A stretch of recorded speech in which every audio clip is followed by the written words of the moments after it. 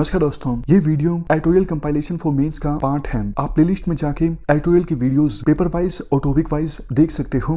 और अगर आप दिसंबर 2019 के बाद की वीडियोस को देखना चाहते हो तो वीडियो के नीचे मौजूद ज्वाइन बटन की सहायता से आप मेंबरशिप को ज्वाइन कर सकते हो। चलिए डिस्कशन स्टार्ट करते हैं। आप जनरल स्टडी पेपर 3 के इस टॉपिक से आर्टिकल को रिलेट कर सकते हो। ये सारे पॉइंट्स हम कवर करेंगे इस आर्टिकल की डिस्कशन में। सबसे पहले बात करें इंट्रोडक्शन की।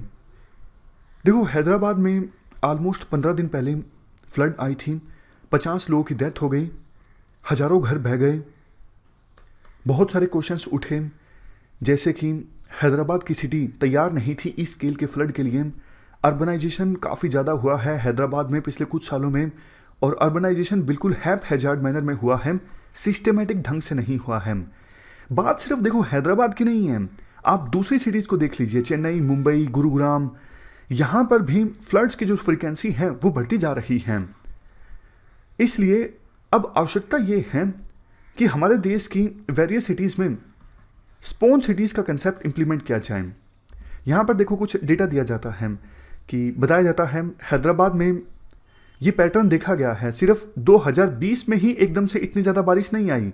2016 में रिकॉर्ड टूटा था, उसके बाद 2017 में रिकॉर्ड टूटा था, 2019 में भी रिकॉर्ड टूटा था।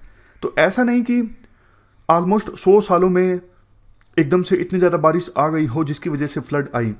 लेकिन देखो प्रॉब्लम ये है, ना सिर्फ हैदराबाद बल्कि बाकी सिटीज़ में भी ड्रेनेज सिस्टम पे जितना ध्यान देना चाहिए ना उतना दिया नहीं जाता है। आप हैदराबाद की बात कर लीजिए। हैदराबाद में जो ड्रेनेज सिस्टम है ये देखो 100 साल पुराना है। कर लो बात 1920 के आसपास, जब हैदराबाद सिटी का साइज छोटा सा हुआ करता था, उस समय ये ड्रेनेज सिस्टम डेवलप किया गया था। लेकिन पिछले 20 सालों में ही हैदराबाद का जो ओरिजिनल बिल्डअप एरिया है वो 4 गुना बढ़ चुका है। अर्बनाइजेशन अब आज के समय में हैदराबाद में इतना ज़्यादा आ गया है।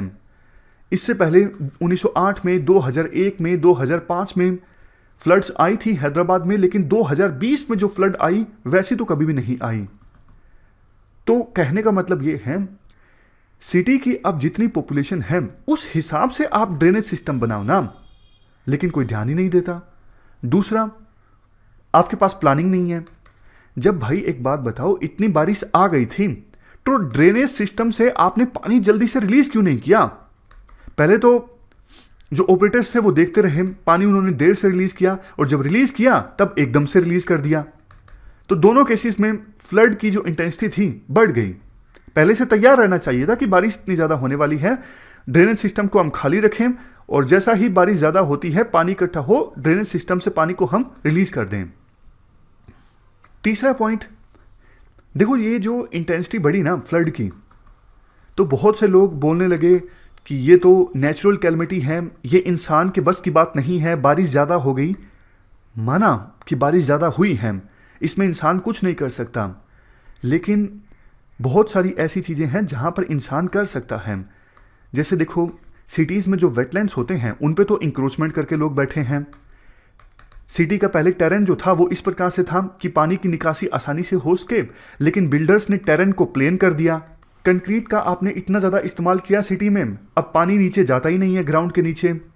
समझ रहे हो ना आप चीज़ों को? पहले वेटलैंड्स थे, नेचुरल स्ट्रीम्स थी, पानी वहाँ से निकल जाता था।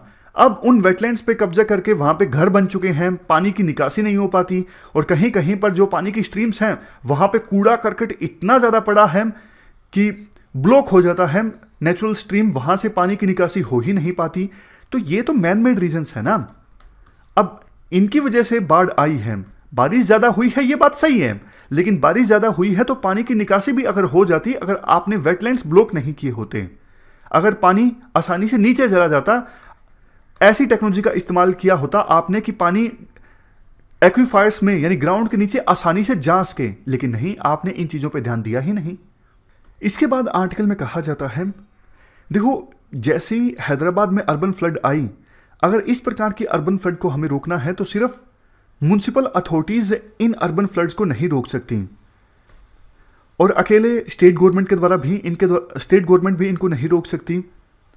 इसके लिए सिविल सोसाइटी को भी पार्टिसिपेट करना होगा, हर एक इंडिविजुअल को अपना रोल प्ले करना होगा। जैसे कूड़ा करकट नदी नालों में ना फेंका जाए, इसके साथ साथ एक अलग से ऑर्गेनाइजेशन इस्टेब्लिश की जा सकती है जो स्पेशल इसी इशू पर काम करें और फ्लड को प्रिवेंट करें।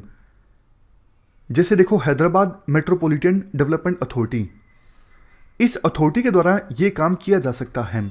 और 74th कॉन्स्टिट्यूशनल अमेंडमेंट में ये प्रोविजन किया गया है कि जो बड़े शहर हैं वहाँ पे मेट्रोपॉलिटन प्लानिंग कमेटी का निर्माण किया जाए, इस कमेटी को इस्टेब्लिश किया जाए। तो ये ऐसी ऑर्गेनाइजेशन सिविल सोसाइटी के साथ मिलकर काम करें बड़े स्केल पे, ताकि फ्लड वाली सिचुएशन को प्रिवेंट किया जा सके। इसके बाद बताया जाता है स्पॉन्ज सिटीज़ के कंसेप्ट के बारे में। स्पॉन्ज मतलब स्पॉन्ज का रसगुल्ला आपने सुना होगा, जो पानी को सोख लेता है। उसी प्रकार से स्पॉन्ज सिटी मतलब एक ऐसी सिटी जो परमिएबल होगी। बारिश ज़्यादा आती है तो पानी नीचे चला जाए और बाद में उस पानी का इस्तेमाल भी किया जा सके सिटीज़ के यूज़ के लिए। समझ गए? मैं फिर से बोलता हूँ, स्पॉन्ज सिटीज़ वो सिटीज़ जो रेन वाटर को एब्जॉर्ब कर सकें, पानी नेचुरली सोइल से छन कर नीचे चला जाए और एक्वीफायर में पहुँच जाए, बाद में उसी पानी का इस्तेमाल किया जा सके सिटी के इस्तेमाल के लिए थ्रू अर्बन और पेरी अर्बन वेल्स, यानी जो कुएं होते हैं उनसे उस पानी को निकाला जा सके जो नीचे पहुंचा है एक्वीफायर्स में। ऐसे पानी को आसानी से ट्रीट किया जा सकता है और सिटी की वाटर सप्लाई के लिए इस्तेमाल किया जा सकता है। अब ये कैसे पॉसिबल होगा, मतलब स्पॉन्ज सिटीज़ का निर्माण कैसे पॉसिबल होगा?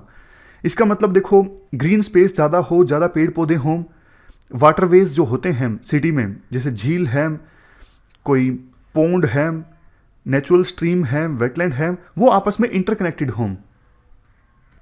इसके लिए देखो अर्बन इकोसिस्टम को सपोर्ट करना होगा, biodiversity, newer cultural and recreational opportunities भी पैदा होंगी अगर ऐसा किया जाता है।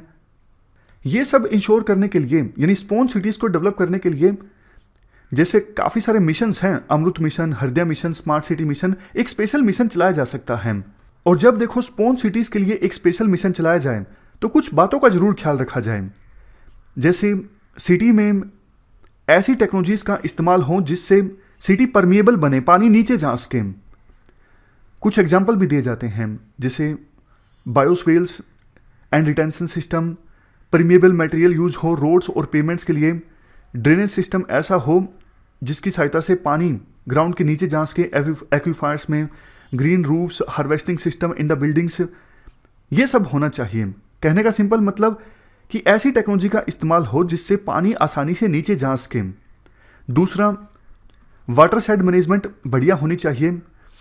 वाटर साइड मतलब मान लीजिए ये ड्रेन है सिटी में, तो जहाँ जहाँ से पानी इस ड्रेन में आ रहा है वो सारा होगा वाटर साइड एरिया। तो वाटर साइड मैनेजमेंट सिटी में अच्छा होना चाहिए। वेटलैंड्स पे इंक्रोचमेंट ना हो, वेटलैंड्स सही सिचुएशन में रहें ताकि वहाँ से पानी आसानी से ड्रेन हो सके, जो हमने शुरुआत में डिस्कस किया था कि वेटलैंड्स पर इंक्रोचमेंट हो जाता है।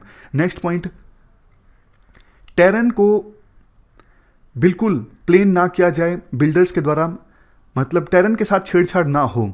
नेचुरली जैसा टेरेन है वहाँ से देखो पानी की निकासी अच्छे से हो जाती है, लेकिन टेरेन से आप छेड़छाड़ करते हो फिर पानी फंस के रह जाता है, पानी की निकासी नहीं हो पाती। तो ये सारी जो चीज़ें हैं उनको ध्यान रखने की आवश्यकता है अगर हम स्पॉन्ज सिटीज़ के लिए स्पेशल मिशन लॉन्च करते हैं। तो ये हमने पूरा आर्टिकल डिस्कस किया स्पॉन्ज सिटीज़ के कंसेप्ट के बारे में। चलते हैं आगे। नेक्स्ट आर्टिकल मानसून से संबंधित है। ये सारे पॉइंट्स हम कवर करेंगे इस आर्टिकल के डिस्कशन में। मानसून देखो आपको पता है इंडिया में 2 साइकिल्स में आता है, साउथ वेस्ट मानसून और नॉर्थ ईस्ट मानसून। अभी कंटेक्स्ट ये है, साउथ वेस्ट जो मानसून है वो ख़त्म हो गया है। तो कुछ डेटा आर्टिकल में सामने रखा जाता है। इस बार जो बारिश हुई है मानसून सीजन में लॉन्ग पीरियड एवरेज से ज़्यादा हुई है। ये लगातार दूसरा ऐसा साल है जिसमें लॉन्ग टर्म पीरियड से ज़्यादा बारिश हुई हो। लॉन्ग टर्म पीरियड है कितना? लॉन्ग टर्म पीरियड एवरेज कितना है? 88 सेंटीमीटर। मतलब एवरेज तौर पर हमारे देश में मानसून सीजन में, साउथ वेस्ट मानसून सीजन में 88 सेंटीमीटर बारिश होती है।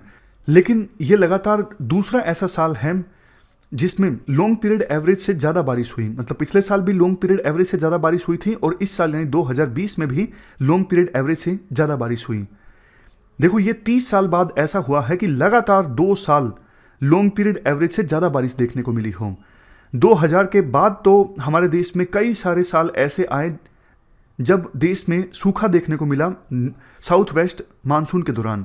आर्टिकल में कहा जाता है, देखो ज़्यादा बारिश मतलब ज़्यादा खुश होने की आवश्यकता नहीं है, क्योंकि कहीं कहीं ज़्यादा बारिश मतलब फ्लड्स, डैम का बिल्कुल फुल हो जाना, लैंडस्लाइड्स, लोग की जान जाना, ये सब चीज़ें होती हैं। और बारिश ऐसा नहीं है ना कि इवनली डिस्ट्रीब्यूटेड है, सब जगह थोड़ी थोड़ी ज़्यादा हुई है, नहीं। कुछ एरिया ऐसे हैं जहाँ पे बहुत ज़्यादा बारिश हुई है और कुछ एरिया ऐसे हैं जहाँ पे बारिश नहीं भी हुई है। तो हमें फ्लड फोरकास्ट वार्निंग सिस्टम को इम्प्रूव करने की आवश्यकता है, ताकि ये जो पैटर्न है कि ज़्यादा बारिश हो एवरेज से, इस पैटर्न की वजह से ऐसा ना हो कि फ्लड आ जाए, जैसा हमने पिछला आर्टिकल डिस्कस किया, लेकिन हम तैयार ना हो, इससे जान माल की नुकसान ज़्यादा होता है। तो हमें फ्लड फोरकास्ट वार्निंग सिस्टम को इम्प्रूव करने की आवश्यकता है, ताकि बारिश ज़्यादा भी होती है तो हम पहले से तैयार हों, हमारा इंफ्रास्ट्रक्चर रिजिलियंट हो। इसके साथ साथ IMD को देखो अब डेटा भी दुरुस्त करने की आवश्यकता है। पहले तो देखो 15 अक्टूबर तक मानसून चला जाता था, लेकिन इस बार मानसून काफ़ी डिले से गया है, तो इससे भी रणनीति जो है वो चेंज करने की आवश्यकता है, क्योंकि पूरा पैटर्न डिसरप्ट होता है। किसान बीज कब बोते हैं और कई सारी इंडस्ट्रीज में बिजनेस साइकिल सब डिसरप्ट होता है अगर मानसून के आने की जाने की जो डेट है वो चेंज होती है। तो IMD को इन हो रहे बदलावों को अब अपने डेटा में इंक्लूड करना चाहिए। इसके बाद बात की जाती है नॉर्थ ईस्ट मानसून की। अब नॉर्थ ईस्ट मानसून से देखो पूरे देश में तो बारिश होती नहीं, कुछ ही एरिया में बारिश होती है, फॉर एग्जांपल तमिलनाडु, आंध्र प्रदेश। लेकिन नॉर्थ ईस्ट मानसून के बारे में ज़्यादा रिसर्च नहीं हुई है। उसका एक रीज़न भी है, जैसा हमने डिस्कस किया कि देश में 75 to 80% बारिश तो साउथ वेस्ट मानसून की वजह से होती है, तो इस पर ज़्यादा रिसर्च की गई है। नॉर्थ ईस्ट मानसून हमारे देश की टोटल रेनफॉल में सिर्फ 10 से 12% कंट्रीब्यूट करता है। लेकिन देखो फिर भी जो नॉर्थ ईस्ट मानसून है उस पर भी पूरी रिसर्च होनी चाहिए, पूरी फोरकास्टिंग होनी चाहिए। जितनी ज़्यादा अच्छे से फोरकास्टिंग होगी उतना ही बेहतर ढंग से हमारे देश की एजेंसीज तैयार होंगी फ्लड से निपटने में, किसी दूसरे प्रकार के और डिजास्टर से निपटने में। सरकार ने वैसे अच्छा खासा इन्वेस्ट किया है कंप्यूटिंग इंफ्रास्ट्रक्चर में, ताकि वेदर को सिमुलेट किया जा सके और फोरकास्टिंग अच्छी हो सके। लेकिन अभी भी देखो काफ़ी कुछ करना बाकी है, ज़्यादा एफर्ट्स लगाने की आवश्यकता है और ज़्यादा अच्छे रिसर्च प्रोग्राम्स को डिज़ाइन करने की आवश्यकता है, ताकि नॉर्थ ईस्ट मानसून और साउथ वेस्ट मानसून जो काफ़ी इरेगुलर रहता है उनके बारे में बेटर एनालाइज पहले से किया जा सके। इस डिस्कशन में फिलहाल इतना ही है। Thank you very much for discussion.